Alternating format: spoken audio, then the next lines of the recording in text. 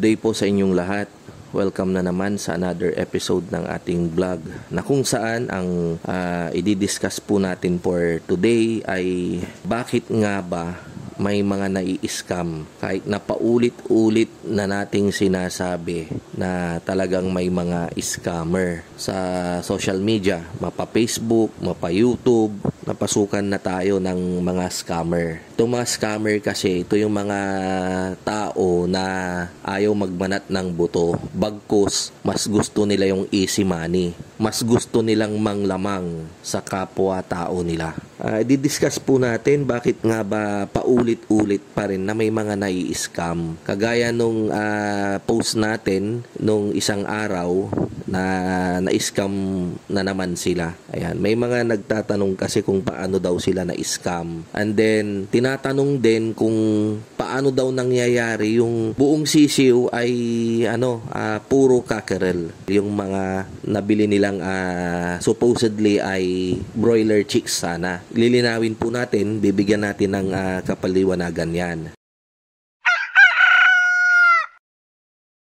So, ganito po kasi yan. Yung itlog na pinipisa ng hatchery, syempre, mapaitlog ito ng broiler or itlog ng layer. Ito po ay kapag pumisa, halo-halo po yan. Merong lalaki, merong babae. Si broiler, wala pong problema. Mapalalaki man or babae yung pumisa, ito po ay pinapalaki nila. Kung dati-rati 45 days, ngayon ay nasa 28 to 30 days na lang po, pwede na siyang i-harvest. Ang katunayan nga niyan, yung lalaki ay mas magandang alagaan kumpara sa mga babae na broiler. Kasi po pag lalaki, syempre mas mabilis silang lumaki kumpara sa mga babae na broiler. Noon nung ako ay contract grower, mas gusto ko na mas maraming lalaki yung dadating na sisiw sa akin. So pag halimbawa may sa isang farm ko parating yung 15,000, palagi kong dinadasal na sana yung batch ng pisa na to maraming lalaki. Kasi alam ko na yung lalaki, mabilis yung conversion ng kanyang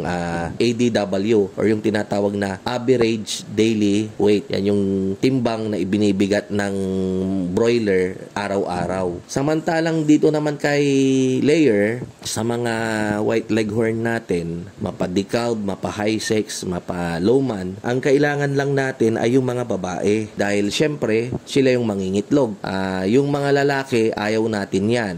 Not unless may mga humahalo, halimbawa out of 10,000 heads, minsan si company parang nananadya din, minsan 200 yung humahalo na lalaki, almost 200, 100 plus. Kaya lang kasi yung for every 100%, 100 heads na sisiw, may pasobra silang 4%. So meaning kapag 10,000 po yung in order nating sisiw sa hatchery, ang dadating po 10,400. Yung 400 na yon, mortality yon. Magsaserve siyang mortality during the grow out period. So, first week, asahan nyo, very crucial yan. Ayan. So, kaya sila nagbibigay ng 4% na pang-mortality. Kaya nga lang, minsan talaga, walang silbi rin kasi nagiging lalaki yung 2% or 1%.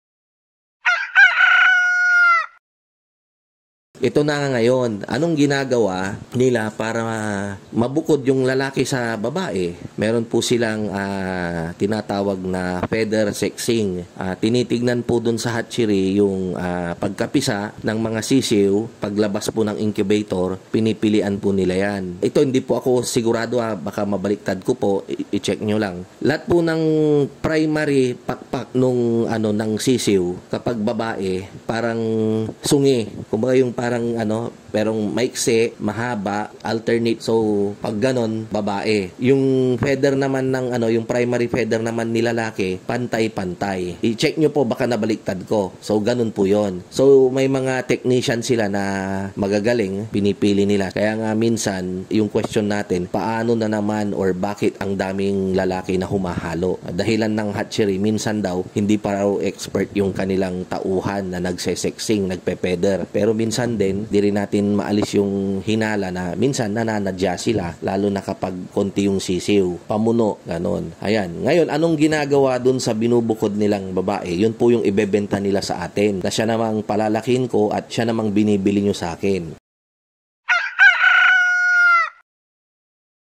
Si lalaki, ano naman ang ginagawa? Binabasura po nila yan. Tinatapon nila yan. Eto na ngayon, merong kontraktor si Hatchery. So halimbawa, si Pedro Pinduco, siya yung kontraktor ni Hatchery ganito. Yan. So lahat ng basura, kukunin niya. Siya pang magbabayad. Kukunin niya na nga yung basura, siya pa yung magbabayad kay Hatchery. Baliktad di ba yung mga basurero natin, sila yung binabayaran natin para kunin yung basura natin sa bahay. Dito naman sa Hatchery, baliktad. Si kontraktor ng basura, kukunin niya yung mga basura at siya yung magbabayad kay Hatchery. Meron siyang kontrata. Nakikibiding yung mga yan. So si Pedro, si Juan, kung ano-ano. Considering na nakuha ni Pedro Pinduco yung kontrata sa Hatchery, ano naman ang ginagawa niya? Kasi yung mga basurang yan, binebenta rin po niya yan. Pinagkakakitaan niya. Ang tinatapon niya lang po dyan yung mga shell, yung mga eggshell. Yung mga lalaki, binebenta rin po niya. Ayan. So kapag halimbawa, yung lalaki, bebenta niya yan ng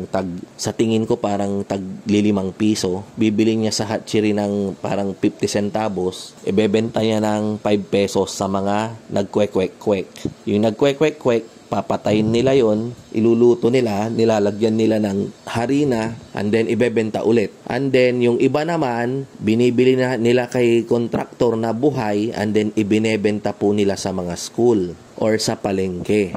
Binebenta po nila ito para maging laruan ng mga bata. Bebenta nila ng halimbawa 10 piso or 15 pesos. Ngayon, may mga iba rin, bumibili rin, hindi para ibenta sa eskwelahan. Pero kapag dinala po yan ng palengke, ibebenta na po yan ng maramihan. Tapos pag tinanong natin, magkano po yan? 25 pesos po. Tapos sasabihin sa'yo, layer daw. Mangitlog ba yan? Oo. Purong babae ba yan? Ay, hindi naman po. May lalaki rin. Ganon sila. Pero pure na lalaki yun. Walang babae. So, kung ikaw naman ay magpapadala, malilin lang kanila, so bibili ka kasi very eager ka rin na mag-alaga. Maaring napanood mo yung mga video ni Mang Mags, na amaze ka, and then biglang may nakita ka dyan sa simbahan nyo, sa palengke nyo, bibili ka na.